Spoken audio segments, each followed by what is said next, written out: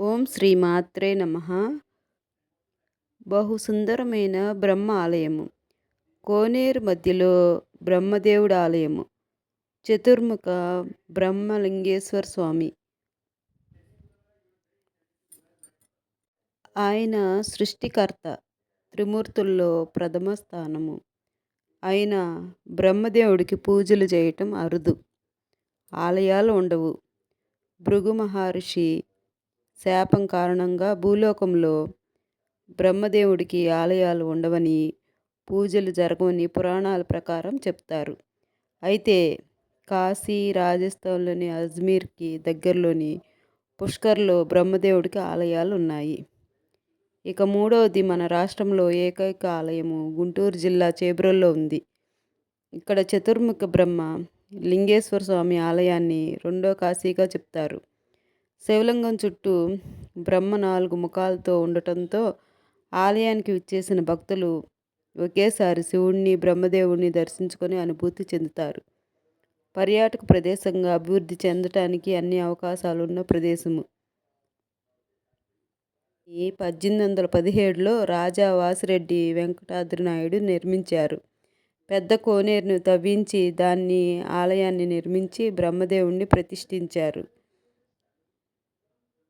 పద్మాకారంలో ఉండే పాన మట్టంపై లింగాన్ని 4 వైపులా బ్రహ్మ 4 ముఖాలను రూపొందించారు. గర్భగుడికి 4 ద్వారాలు ఉండటం మరో విశేషము. భక్తులు ఎట్నుంచైనా స్వామివారిని దర్శించుకోవచ్చు. స్వామివారికి పంచామృత అభిషేకాలు, విశేష అర్చనలు నిత్యకృతము. బ్రహ్మదేవుడి ఆలయం చుట్టూ మరెన్నో దేవాలయాలున్నాయి. పాప పరిహారం కోసం రాజ్యం మితిమీరిన దొంగతనాలు, కట్టడి పట్టుబడిన దొంగల తలలు తీయించి చట్టం చేస్తారు. వాసిరెడ్డి వెంకటాద్రి నాయుడు సామూహికంగా మనుషులను చంపించి పాపం తనను పట్టి పీడిస్తుందన్న భావంతో నిష్కృతి కోసం బ్రహ్మదేవుడు ఆలయాన్ని నిర్మించారని తలుస్తారు. పూజ అర్హత లేని బ్రహ్మకు ఆలయం కట్టిస్తే ఆ దేవతామూర్తి దృష్టి పడ్డంత వరకు నాశనమవుతుందని పెద్దలు హెచ్చరించారు. దీనికి నివారణోపాయంగా 4 దిక్కుల్లో శివకేశవుల ఆలయాన్ని నిర్మించారని సూచించారు. బ్రహ్మదేవుణ్ణి లింగాకారంలో మలచి ఆ దేవుణ్ణి దృష్టి బయటకు వెళ్లకుండా అష్టదిగ్బంధం చేశారు. ఆలయానికి ముందు వెనక శివాలయాలు, 2 పక్కల వైష్ణవ ఆలయాలు నిర్మించారు. మిగిలిన 4 మూలల ఇతర దేవతామూర్తులను ప్రతిష్ఠించి 8 దిక్కుల నుంచి బ్రహ్మదేవుడి దృష్టిని ముందుకు సాగకుండా అరికట్టారు. ఈ చతుర్ముఖ బ్రహ్మలింగేశ్వరుడి ఆలయం నిర్మాణం రాజా వాసిరెడ్డి వెంకటాద్రి నాయుడు మనసు శాంతించిందని చెప్తారు.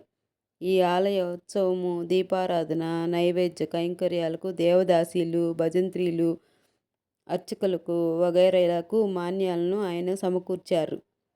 చేబ్రోల్లో ఈ ఆలయంలో దక్షిణ భారతదేశంలోని ఏకైక బ్రహ్మ ఆలయంగా ప్రసిద్ధి చెందింది. ఆలయ కట్టడాలు, శివలింగము అన్నీ కాకతీయుల వాస్తు శైలిలో పోలి ఉన్నాయి. 4 వైపుల నుంచి స్వామిని దర్శించుకునేలా నిర్మించిన అరుదైన సార్వభద్ర ఆలయం. 8 దిక్కుల్లో 8 దిక్పాలకులు. దేవాలయంలో మరొక ప్రత్యేకత, సృష్టికర్త అయిన బ్రహ్మ పేరిట ఆలయాన్ని నిర్మించి దిక్పాలకులకు పర్యవేక్షణలో సత్యలోకాధిపతిని సందర్శించుకోవటం అన్ని పాపాలను పరిహారమని నాటి జమీందారు నమ్మారు. ఇప్పటికీ పలు రాష్ట్రాల నుంచి యాత్రికులకు ఇక్కడకు వస్తూ ఉంటారు. అయితే ఈ ఆలయముకి 4 వైపులా 4 శివాలయాలు ఉన్నాయి. ఈ ఆలయంలో ఉన్న కోనేరులో రకరకాల రంగురంగు చేపలు ఉన్నాయి. ఇక్కడికి వచ్చినాక భక్తులకి ఎంతో ప్రయోజనము, శాంతి చేకూరుతుంది. ఈ చతుర్ముఖ బ్రహ్మగారి దేవాలయాన్ని సందర్శించడానికి అనేక రాష్ట్రాల నుంచి ప్రతి సంవత్సరము భక్తులు ఎంతో విశ్వాసంతో వస్తూ ఉంటారు. అయితే ఇక్కడ బ్రహ్మగారికి పూజ చేయటం మరీ విశేషం. కార్తీక మాసంలో విశేష అర్చనలు, ప్రత్యేకమైన పూజలు, ప్రత్యేకమైన పరిహారాలు ఈ చతుర్ముఖ బ్రహ్మగారి ఆలయంలో జరుగుతాయి. మనము ఎప్పుడైనా ఈ ఆలయాన్ని సందర్శించుకోవచ్చు.